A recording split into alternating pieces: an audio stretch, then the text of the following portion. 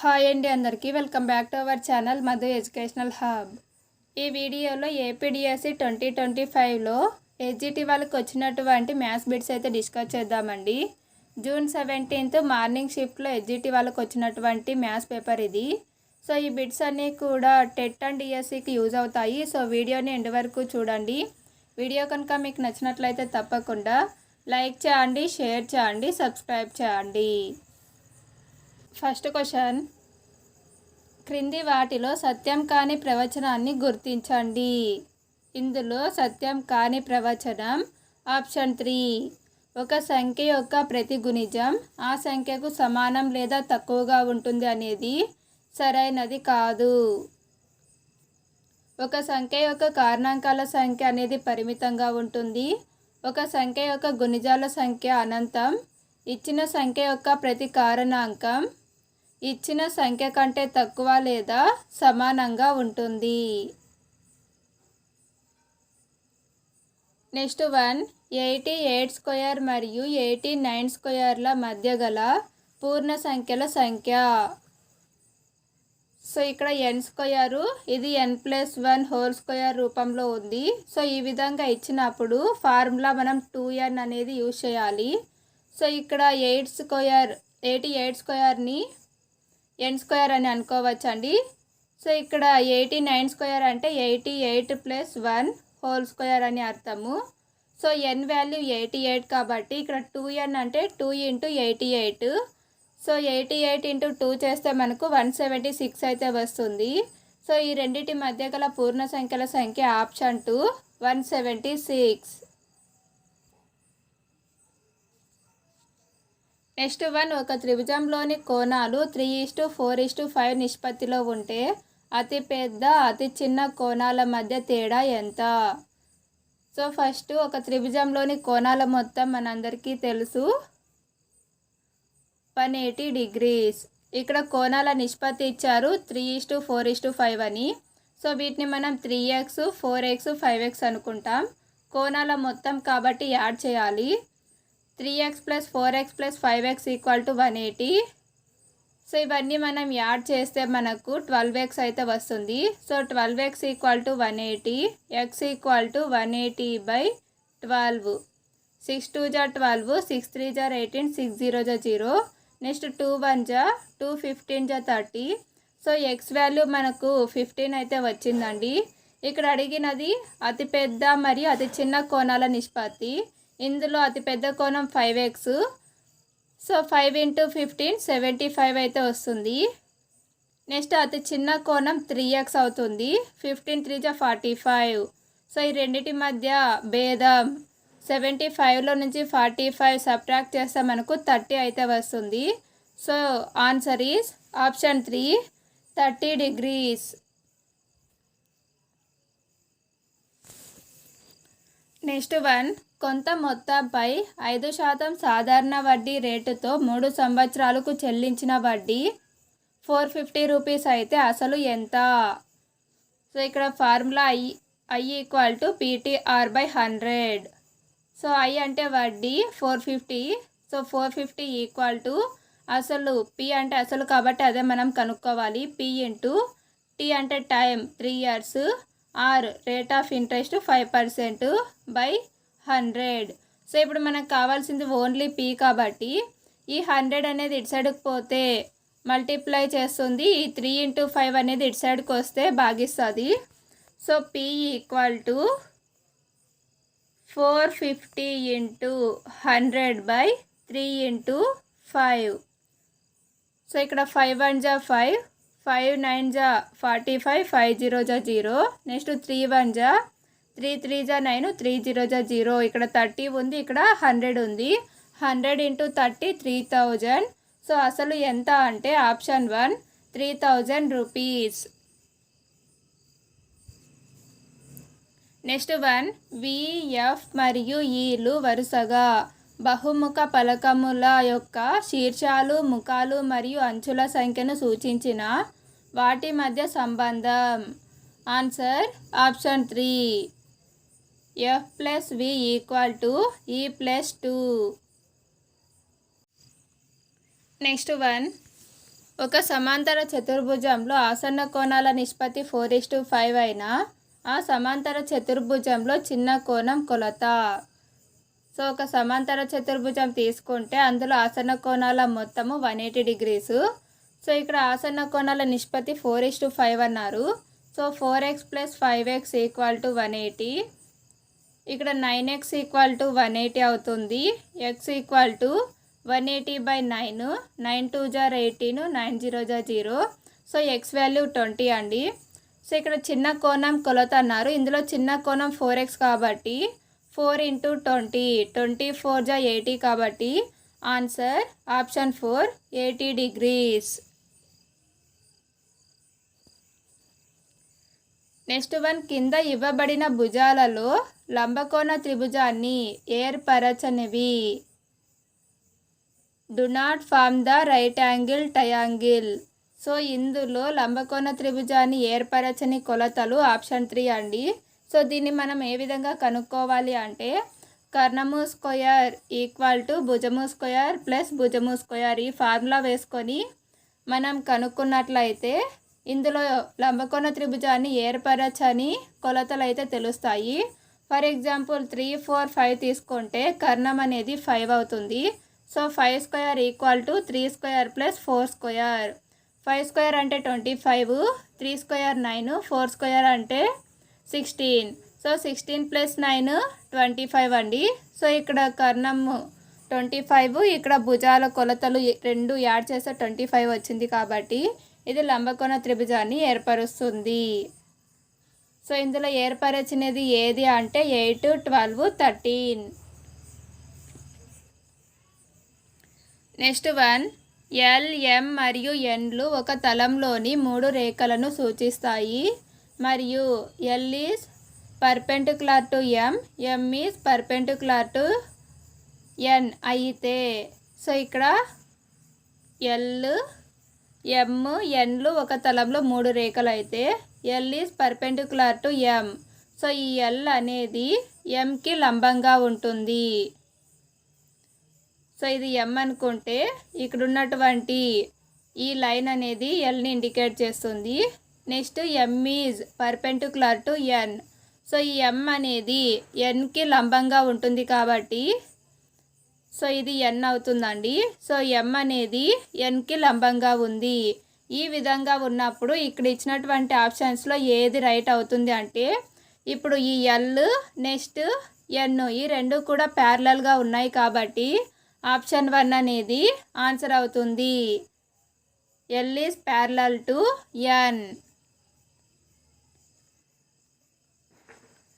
Next one, 3x × x + y + z - 2y × x - y + zను 4z × -x + y + z నుండి తీసివేయండి. So friends ఇక్కడ 4z × -x + y + z. Friends ఇక్కడ 4z × -x + y + z దీని నుంచి ఈ పైన ఉన్నటువంటి సమాసాన్ని తీసివేయాలి. ఫస్ట్ దీన్ని మనం ఏ విధంగా రాయవచ్చు అంటే -xz + 4yz + 4z² రాస్తాం. నెక్స్ట్ ఈ 3x × x + y + zని 3x² + 3xy + 3xzగా రాస్తాం. నెక్స్ట్ ఇక్కడ -2y × x - y + zని మనం -xy ఇక్కడ -× - అవుతుంది కాబట్టి +2y², ఇక్కడ +× - కాబట్టి -xyzగా రాస్తాం, -2yzగా రాస్తాం. నెక్స్ట్ స్టెప్లో ఈ సమీకరణంలో నుంచి కింద ఉన్నటువంటి సమాసాన్ని తీసివేస్తాం కాబట్టి వీటి ముందు ఉన్నటువంటి గుర్తులన్నీ కూడా చేంజ్ అవుతాయి. ప్లస్ ఉంటే మైనస్ అవుతాయి, మైనస్ ఉంటే ప్లస్ అవుతాయండి. సో ఆ విధంగా మనం రాసినప్పుడు ఇక్కడ 3x² -3x² అయితే ఉంది, మిగిలిన ఏ చోట లేదు కాబట్టి అది డైరెక్ట్గా -3x² అని రాసేస్తాం. నెక్స్ట్ ఇక్కడ -2y² ఉంది కాబట్టి నెక్స్ట్ అది రాసేసినాం. నెక్స్ట్ +4z² అండి. నెక్స్ట్ ఇక్కడ -3xy ఉంది. నెక్స్ట్ ఇక్కడ +2xy ఉంది. సో -3xyలో నుంచి 2xy పోతే మనకు -xy వస్తుంది. సో ఇక్కడ -xy అయితే రాయడం జరిగింది. నెక్స్ట్ ఇక్కడ 4yz, ఇక్కడ 2yz, ఈ రెండు ప్లస్లో ఉన్నాయి కాబట్టి రెండింటిని యాడ్ చేస్తే మనకు 6yz అయితే వచ్చింది. నెక్స్ట్ ఇక్కడ -4xz, ఇక్కడ కూడా -3xz ఉంది. సో రెండు మైనస్లే కాబట్టి రెండింటిని యాడ్ చేస్తే మనకు -7xz అయితే వచ్చింది. సో ఫైనల్గా ఆన్సర్ ఏమిటి అంటే -3x² -2y² plus 4z² -xy plus 6yz -7zx. Next one, కింది సమాసాన్ని పరిశీలించి సత్యవాక్యాలు కనుగొనండి. ఇందులో సత్యవాక్యాలు ఏవి అంటే ఏ మరియు సి. సో దీనికి answer option 2. 4p² -7pq² plus 7. ఇందులో p²q యొక్క సంఖ్యా గుణకం 4 అనేది కరెక్ట్ అండి. నెక్స్ట్ ఈ సమాసం అనేది 3 పదాలను కలిగి ఉంది. నెక్స్ట్ pq² యొక్క సంఖ్యా గుణకం 7 అని ఇచ్చారు. సో దీనికి సంఖ్యా గుణకం -7. సో అందుకనేసే ఏ మరియు సి అనేవి right answers. Next 1 -1/2 × 1 -1/3 × 1 -1/4 and so on. 1 - 1/128 = 2x అయితే x విలువ. సో ఇక్కడ మనం దీన్ని క్యాలిక్యులేట్ చేసుకోవాలండి. సో ఒకటి మాత్రమే ఎక్స్ప్లెయిన్ చేస్తాను. 1 - 1/2 అంటే ఇక్కడ 2 1 2, 2 - 1 1 వస్తుంది, కింద 2 ఉంది కాబట్టి 1/2 వస్తుంది. నెక్స్ట్ ఇక్కడ 3 1 3, 3 - 1 2, 2/3 వస్తుంది. సో ఈ విధంగా వీటిని మనం రాసుకుంటే ఇక్కడ 1/2 ఇంటూ ఇక్కడ 2/3. సో ఫ్రెండ్స్ దీన్ని మనం క్యాలిక్యులేట్ చేస్తే 2 1 2, 2 - 1 1 వస్తుంది, 1/2 వస్తుంది, ఇంటూ ఇక్కడ 3 1 3, 3 - 1 2, సో 2/3. నెక్స్ట్ 3/4 వస్తుందండి. ఇక్కడ 128 × 1 అంటే 128, -1 అంటే 127/128 అయితే వస్తుంది, =2x. సో ఇక్కడ 2 2 క్యాన్సిల్, 3 3 క్యాన్సిల్, నెక్స్ట్ 4 4 క్యాన్సిల్. ఎందుకంటే ఇక్కడ నెక్స్ట్ 4/5 అనేది ఉంటుంది కాబట్టి ఇక్కడ 4 అనేది క్యాన్సిల్ అయిపోతుంది.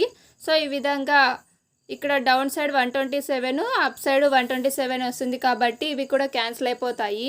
మనకి ఇక్కడ మిగిలేది 1/128 అండి. సో ఈ 128ని మనం 2/7గా రాస్తాం. So 1/2/7 = 2x. మనకు కావాల్సింది x వాల్యూ కదా.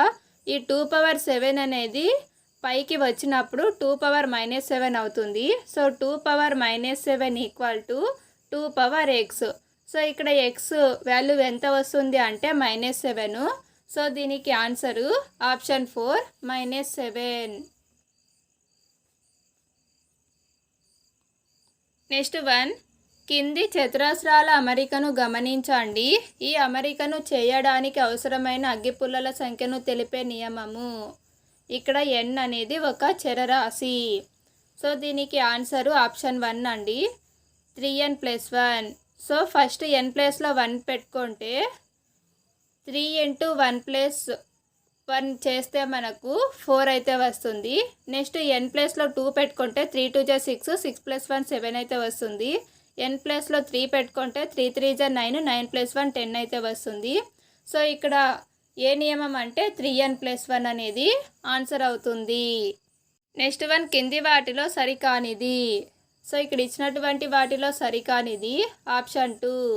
సమబాహు త్రిభుజం యొక్క భ్రమణ కోణం 60 degrees కాదు, 120 degrees. నెక్స్ట్ మిగతా ఆప్షన్స్ మనం చూసినట్లయితే సమాంతర చతుర్భుజానికి గల సౌష్ఠవ రేఖల సంఖ్య 0. నెక్స్ట్ 1, చతురస్రం యొక్క భ్రమణ సౌష్ఠవ పరిమాణం 4 అండి. h అను ఆంగ్ల అక్షరానికి నిలువ సౌష్ఠవ రేఖల సంఖ్య 1. నెక్స్ట్ 1, సంఖ్య, రాశి, మాపనాల విజ్ఞానమే గణితం అని నిర్వచించిన వారు. Answer option 4 Bell. Next one, మున్నిక్ వర్గీకరణ ప్రకారం విద్యా విలువలు. సో ఈయన వర్గీకరణ ప్రకారం విద్యా విలువలు ఆప్షన్ 2 ABC. ప్రయోజన విలువలు, సిద్ధపరిచే విలువలు, సాంస్కృతిక విలువలు. నెక్స్ట్ వన్, డాటా అనే గ్రంథాన్ని రచించిన వారు. డాటా అనే గ్రంథాన్ని రచించినది Euclid. Answer option 4. Next one, వినియోగ లక్ష్య స్పష్టీకరణ. వినియోగ లక్ష్య స్పష్టీకరణ ఆప్షన్ 1 సామాన్యీకరించడం. నెక్స్ట్ వన్, గ్రీకులు గణన విధానానికి పెట్టిన పేరు ఏమిటి? Answer option 2 logistica. Next one, క్రింది వాటిలో సంశ్లేషణ పద్ధతి యొక్క పరిమితి కానిది. సంశ్లేషణ పద్ధతి యొక్క పరిమితి కానిది ఆప్షన్ 4 ఇది చాలా దీర్ఘమైన పద్ధతి. నెక్స్ట్ వన్, క్రింది వాటిలో వ్యక్తపరచడం అనే విద్యా ప్రమాణానికి చెందని అభ్యసన సూచి ఏది? ఆన్సర్ ఆప్షన్ 1 సూచించిన పద్ధతిలో సమస్యను సాధిస్తారు. నెక్స్ట్ వన్, గణిత క్లబ్లను పాఠశాలలో ప్రారంభించాలని సూచించిన కమిటీ ఏమిటి? గణిత క్లబ్లను పాఠశాలలో ప్రారంభించాలని సూచించిన కమిటీ ఆప్షన్ 3 NPE 1986. ఫ్రెండ్స్, ఈ వీడియో కనుక మీకు నచ్చినట్లయితే తప్పకుండా లైక్ చేయండి, షేర్ చేయండి, సబ్స్క్రైబ్ చేయండి. Thank you for watching.